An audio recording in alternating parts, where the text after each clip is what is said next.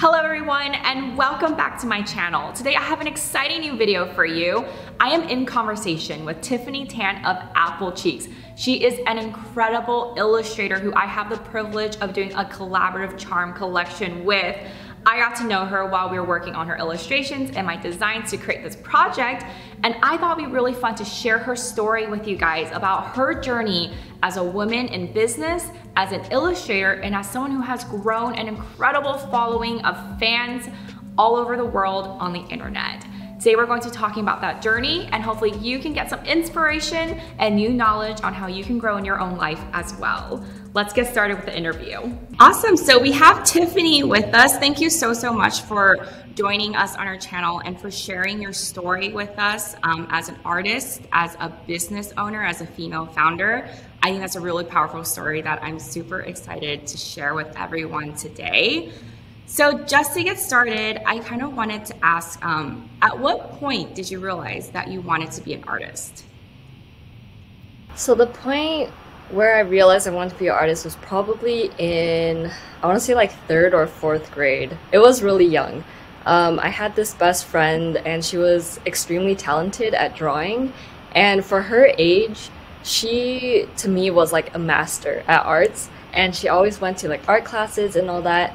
And I would be on the side drawing really poorly, trying to like catch up to her, but it was really hard for me. And so I think in 3rd grade, I decided that like, no matter how hard I worked, I was gonna try to chase after her and get to her level. And yeah, ever since then, I've just been really into drawing and like wanting to make it my career. That's amazing. I mean, you definitely made that growth because you went to one of the best art colleges in America. I know you went to Art Center in Pasadena. So how does someone go from majoring in illustration at like a traditional art school and transitioning from that into starting a shop of your own original art prints and stationery and things like that? Was that a conscious decision that you wanted to start your own business, or did you kind of just fall into it by accident? How did that happen? So for me, I went to Art Center because I wanted to be an illustrator.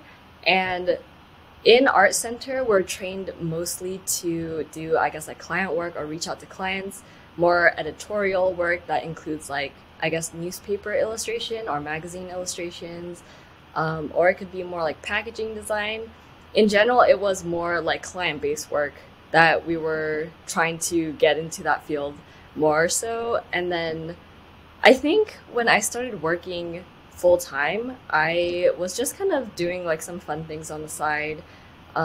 My dad was a small business owner, so I think I got some of that from him too. I was always like looking at him and watching him pack orders, and I just felt like, I don't know, I just wanted to do my own thing because I've been working for different bosses over the period of, I guess, like 2 years, and I felt like I wanted to be my own boss and I wanted to make my career solely about my illustration, my style, and my brand. And so yeah, it wasn't really planned, honestly. Like, I think I slowly moved into building my own business after I started seeing like the numbers growing, and I just felt like it was totally doable for me. Like, how did it all start though? Was it just one illustration? Was it one print? Or did you just sit down one day and like do a bunch of work and then put that online for sale? How does someone kind of go about starting this whole business of sharing their art with the world? Okay, so I did start by like just posting on Instagram, and I started off with maybe like 1 or 2 sticker designs. It was around like the Inktober of 2018. I think I started making stickers of my illustrations. And back then I had a Epson 1430 printer. I had a pair of scissors and some sticker paper, and I literally cut every single one out. Like, I think I cut over 1,000 stickers before I started to outsource it. So I definitely started very humbly, and I didn't really expect anything out of it. Oh my gosh, that's incredible. And speaking of kind of starting your business on Instagram, you have quickly amassed a really large following of fans that continues to grow every day. Because I feel like it was just last week you hit 100K on Instagram, and then when I went back to check this morning when we posted our little preview of our collab, I saw it grew even more. Now, how do you kind of grow this following? Like, how does that kind of growth look? And then how do you kind of keep it authentic in a way that people want to follow you? I always thought that my following was heavily based off of like all the different platforms I'm on. I feel like they kind of feed into each other. Especially like I noticed the growth when I started my YouTube channel. I think a lot of people really like seeing the personality behind the artwork and just being able to get to know you, your struggles, and everything that's going on in your life while you're creating the artwork. Um, I definitely owe a lot of my initial followers to Inktober because it was, I think we were like posting daily drawings for a whole month straight. I participated in it maybe twice. And through that, I think I met a lot of friends and connections of like other talented illustrators. And I think it's just like, in general, the people you reach out to, they kind of share your work and you share their work and you kind of support each other and everyone just kind of grows together in a really like healthy way. That's pretty cool. I mean, I love that, you know, you love the spirit of collaboration and the sense of community. And I know you do a lot of collaborations. We're doing a collaboration with our upcoming charm and jewelry line. I'm so excited. Your illustrations are really cute and they're such a great compliment to the jewelry. I'm biased, but I think it's gonna be like really great. But how do you go about kind of choosing your collaborations as an artist? How do you make those kinds of decisions? And how do you use these collaborations to continue to kind of grow your brand? I think collaborations are a great way of, I guess, expanding out into territory that you're not really familiar with. So like with you, I'm able to see a little bit of the process of how you make jewelry, how you design it, what your thought process goes in, or how your thought process works when you're like designing the charms. I would say the same for my other collaborations. Like I'm able to learn how plushies are designed, or I'm able to, I guess, just be able to build my communication skills and work with other people on these things. And yeah, I just feel like it's a really great way of like growing and doing things that are out of your comfort zone, but you also have someone there to kind of support you along the way. That's pretty cool. Have you learned anything, like working with other business owners and artists and things like that? Like, what's the best kind of tip or like business tip or artist tip that you've kind of gleaned from someone else that's kind of helped you in your own personal growth?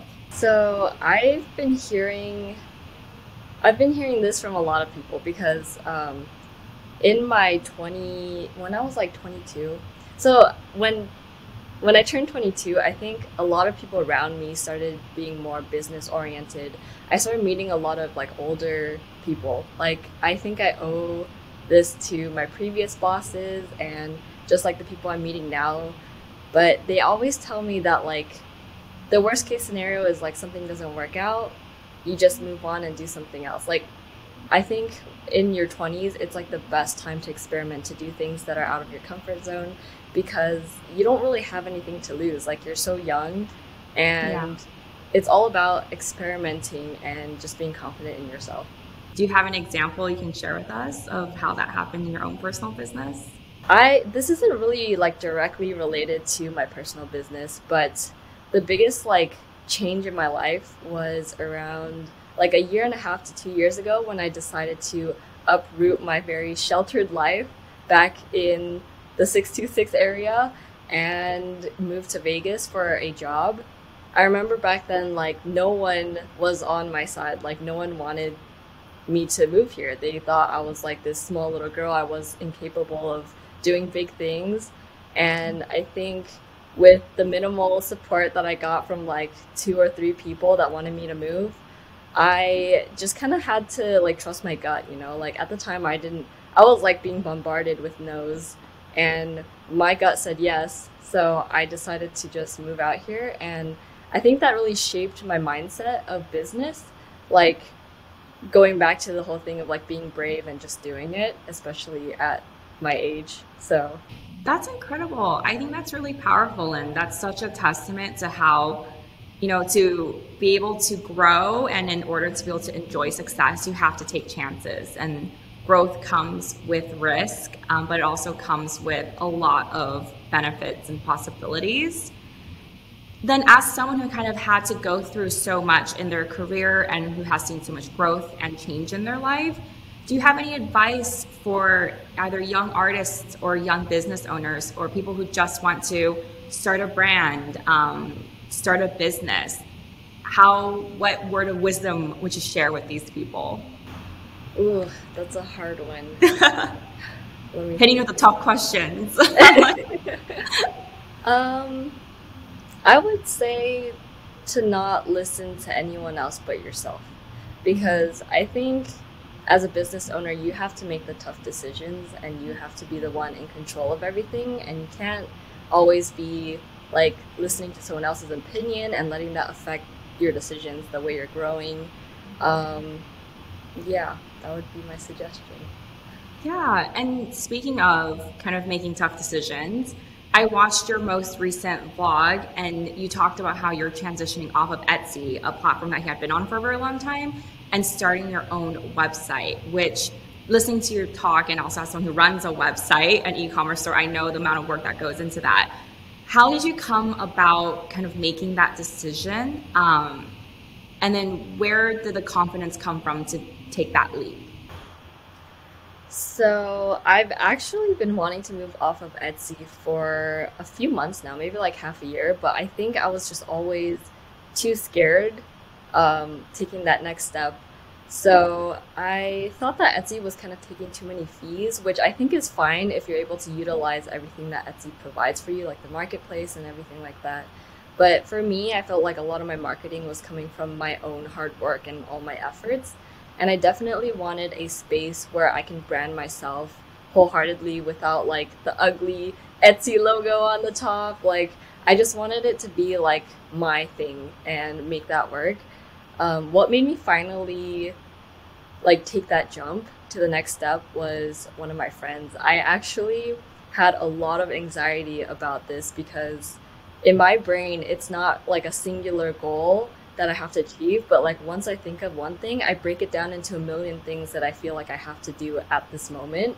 So I thought that getting a Shopify shop meant that I had to all of a sudden register as an LLC. I have to trademark everything. I have to hire people, get an office space. I had to like do all of this within the next week or else I'm a failure. That's what my anxiety was telling me. And I literally just like spilled all of this out to my friend. And he pretty much said to me, like, I don't recognize you right now because what I saw from you was like someone that's brave and someone that has courage. Like, you freaking left like your home city and moved to Vegas. Like, where is that?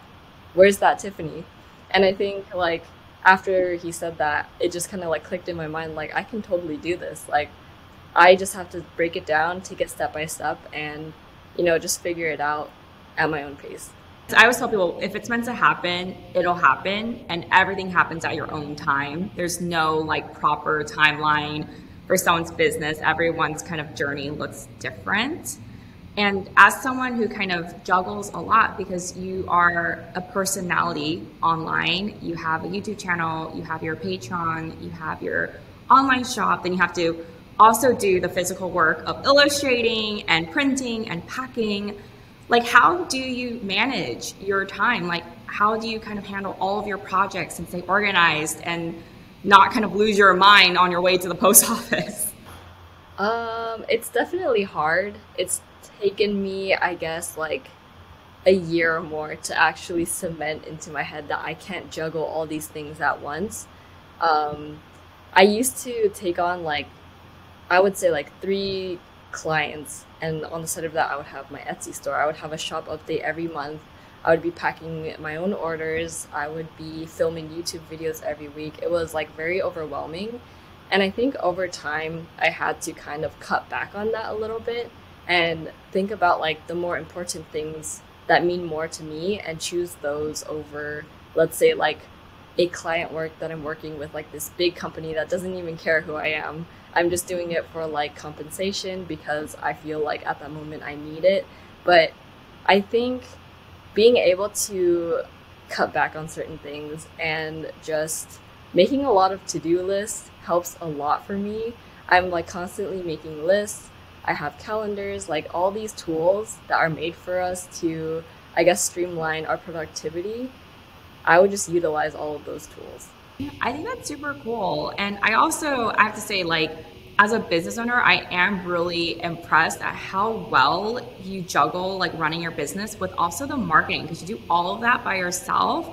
And that's hard. Producing content is hard. So like honestly, kudos to you.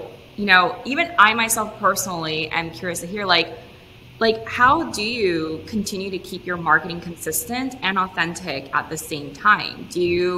Is that something that you pre-plan beforehand? Like, do you create content earlier, or is it just something you do on the fly?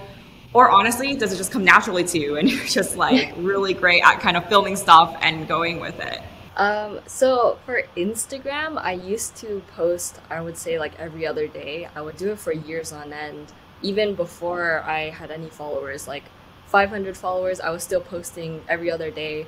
And I think the more I do it, the more I realize that like it's not healthy to always expect yourself to be like 100% posting all the time. So these days, I've just been posting when I have something to post or when I want to share something with the world. I'm not as like into posting on a schedule or pre-planning posts. I think I used to use like later.com and I would pre-plan like 2 weeks worth of posts ahead of time. But yeah, now I don't really do that. And for YouTube, I do post weekly. But I do see YouTube more of as like a diary. Like I just love looking back at old videos and just like seeing like, oh, what did I do like a year ago? Like was I happy? Was I sad? Was I moving somewhere? You know, like to me it's, I guess in a way it's still work, but I still enjoy it and I just kind of, it just comes naturally now. Like I don't really think about it anymore. I think that's pretty cool though. I like that, you know, your mentality towards social media is a little bit more personal. And I think that that contributes a lot to a healthy relationship with social media and posting and things like that. So I actually really love that. Is that something that you think the reason why people then are probably drawn to your channel then? I definitely think that's like one of the biggest factors of why people are sticking around is because I think I get like a lot of comments and messages saying that like I'm very relatable, especially because my audience is around my age, maybe a little older, maybe a little younger. And I think when they're seeing me going through the different stages of life and just learning things for the first time, they can really connect to that. And I think they're really happy to support someone that they can see growing and like wanting to chase after her dreams. I love that though. I think it's important for people to be able to see that example. And I think that's why I love kind of being on social media is to be able to have that kind of transparency and authenticity. I think it's really inspiring for a lot of people. I think even for peers, like me seeing your life as another artist and as another female business owner, like that's really inspiring for me. It gives me a lot of motivation and it allows you to connect with people too, which I think is super awesome in this day and age because like you live in Vegas now, we would never have been able to have met each other in any other circumstance, you know, other than online, which is kind of crazy. Mm-hmm. I love that though. And then speaking back towards like your plans and, you know, kind of the growth of your channel, the growth of your brand, kind of opening up a new chapter with your website, where do you see Apple Cheeks, your brand, kind of headed? Do you find yourself to be the type of business owner where you have a plan like in the future, or are you kind of just going with the flow and seeing where life takes you? I feel like I'm the type of person that kind of wants to, you know, be like loosey-goosey and like just like go with the flow and everything. I don't have like a overall like general plan written out for myself, but I do have, I guess, dreams that I would like to achieve. But I do know that it kind of shifts and moves around depending on like how old I am or like where I am in life.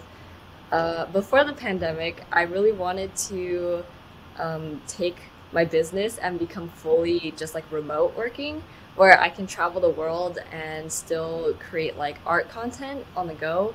But I think like during the pandemic, everyone just kind of feels settled down. They want a space that's fully theirs. So now I'm like thinking about like buying a house and just like having like a giant studio space and decorating it, making it entirely mine. Or I've also been thinking about potentially like opening a studio where the front is like a boutique or a storefront and the back is like a co-working space that I can work in, or like if friends can come over and work in it together. But yeah, I'm not really like doing anything to make that happen right now, but like that's like maybe in 10 years or 5 years. Right now, I just kind of want to focus on growing my shop and my website. But other than that, like I'm just seeing where life takes me. I don't think I have anything planned. I kind of love that though. I mean, especially I think what the pandemic taught a lot of us, I think is just some things you just can't plan and life happens and it has its own idea and you gotta like just roll with the punches. Yeah. That being said though, I am always interested, like when I talk to other business owners, I am always interested in kind of like your business growth style. And what I mean by that is I meet some people where they really believe in like kind of manifesting their goals maybe, or like mantras. I also meet some people who are very more into like looking at their analytics and like, you know, doing analyses of like their numbers, and that's how they continue to grow. How do you kind of move your business in a direction of growth? And how do you continue to kind of perpetuate that growth in your business and your personal life? Okay, so I actually came from working for, I guess, like people that are really analytical, and I actually did study a little bit of the analytics and stuff like that when I first started doing my own business. But I just realized that that's very unhealthy. Like, I think numbers are a huge reason why my mental health hasn't been so great during the pandemic, and I don't think I can go that route anymore. Like sometimes I will check things and make sure like things are still climbing, but I feel like that's like maybe once every like few weeks type of thing where you like dive into the analytics and see how everything is doing. Um, I don't really think about my growth. I kind of just do what makes me happy and it seems to be working. Yeah, then speaking of kind of staying happy and your mental health, how do you take care of yourself then? You know, when things are overwhelming or when things are a little bit scary? So usually when things are overwhelming, it's when I'm taking on too many projects or too many like clients or pushing myself too hard. And when I realize that I'm being overwhelming towards my own like self, like I'm not taking showers, I'm not eating, I'm not doing anything, I typically like after I'm done with all that work, I take a step back and like reevaluate what are some things that I can cut back on in terms of work, and what are some things I can do to make myself happier. And I just kind of, the next month or so, I will cut back a lot and only focus on things that I want to do versus like things that I think I have to do. Hmm. Um, yeah, that's like the best way for me to, I guess, control my thoughts. Yeah. Other than that, like taking walks, like being with friends or just like playing games online with them, I think it really helps with that. I like that though. I like that balance that you try to find in your life and to be able to also spend time, I think, outside of work and then outside of that. How, speaking of kind of finding balance and things like that, as an artist now and as a creator, do you ever hit like artist block? And if you do, how do you kind of get out of that rut and how do you get away from that frustration, I guess? I think I just got over one of my biggest art blocks in like the history of art blocks. I didn't realize this till recently, but I feel like I've been in an art block for like half a year or more. Like I felt like I was producing work and content because I had to post it. And it wasn't like, to me, it didn't feel like I was making art anymore. It just felt like I was making content. And yeah, I totally didn't realize it, but every single time I was making work, I wasn't happy with it. I wasn't having fun. I felt like I was doing it because I was like trying to be a money machine, trying to just generate more and more money. But I think recently I got a lot more into just having fun. It has a lot to do with mental health, I would say. Mental health, happiness, um, I would start going out to like outdoor cafes and I would kind of sketch there. I think being around other people, but like in a safe way, it makes me more creative versus being like in my apartment 5 days a week and just like sitting at my desk trying to like bash my brain to make something fun. But yeah, I think just, I don't know, something that also helped me was like going back to see my parents because I think until recently I was only going back every half a year or so. And this last time that I went back to see my parents, I realized like how much inspiration I found through nature and plants and all these things. And I'm realizing that Vegas doesn't really have that. There's nothing for me to look at, and it's just really dry. It's not that pretty. So I definitely think like being surrounded by things that inspire you helps a lot with art block. And what's been inspiring you lately?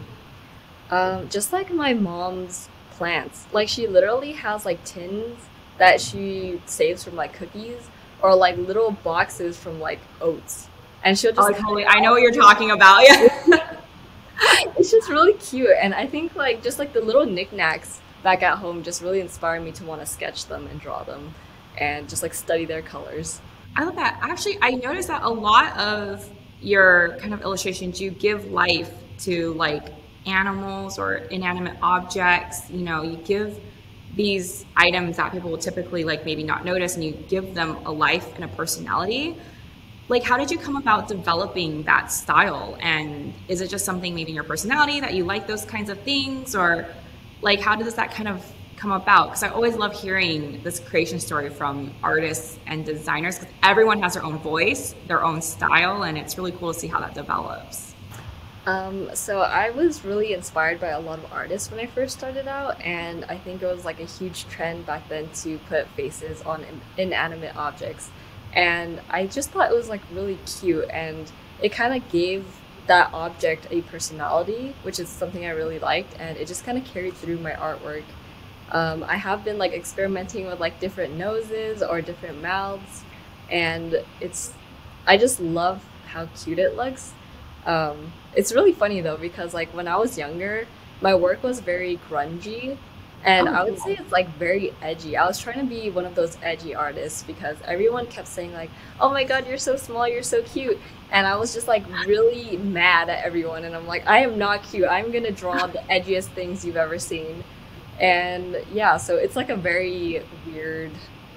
I've changed a lot since then. Like if you put my artwork side by side, it's not that cute. And that's kind of funny. I always feel like, I think that kind of experimentation and growth though is I think what makes it really fun to be an artist because I think as artists we always do that, right?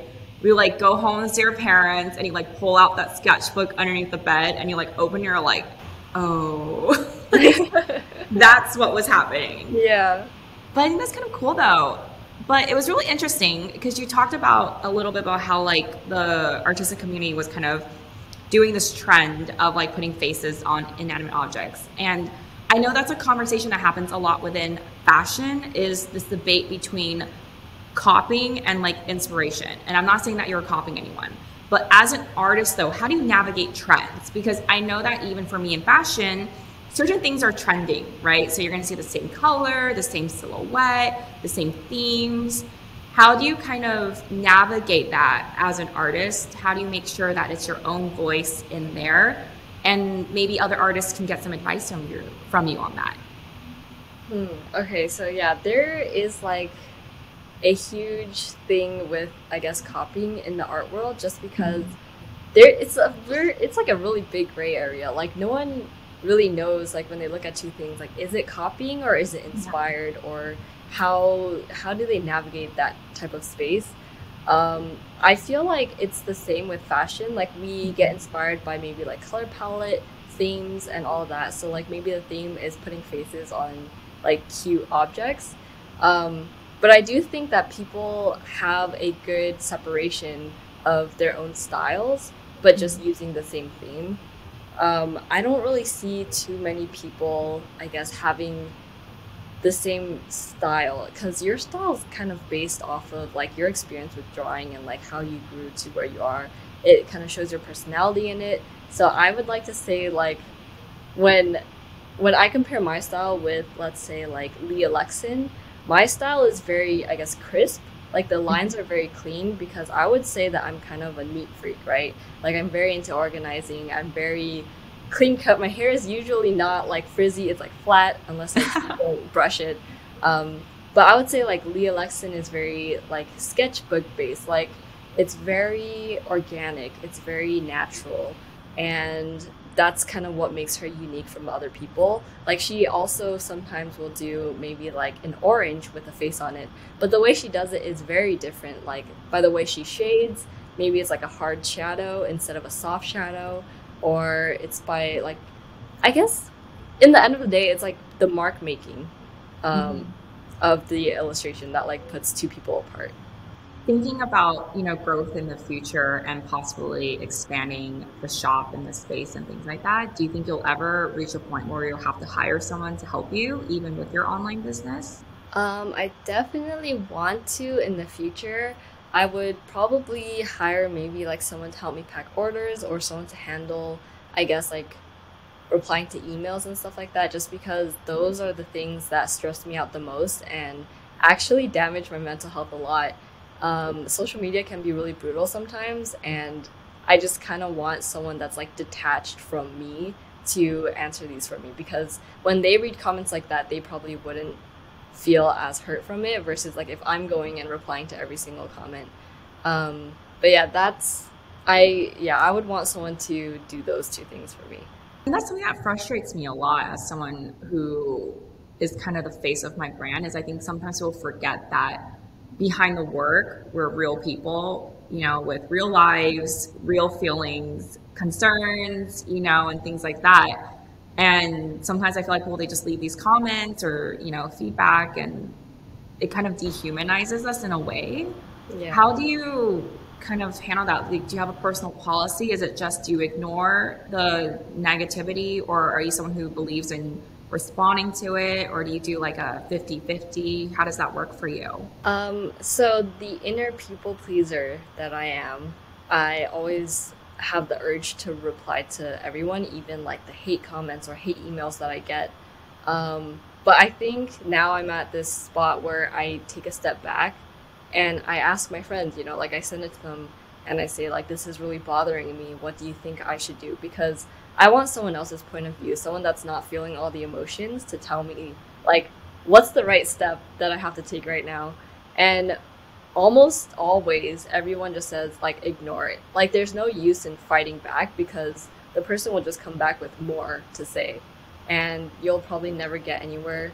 They tell me like you should not spend your energy on people that don't support you like that because it's a waste of your time and a waste of your mental health. No, I like that. I think it's important to kind of separate yourself. And especially, I think that, not all comments are created equal. And it's always the people who like leave negativity. They're like not even like supporters of the brand and they're just there. And I'm like, why are you messaging me? Like, I've never talked to you my entire life.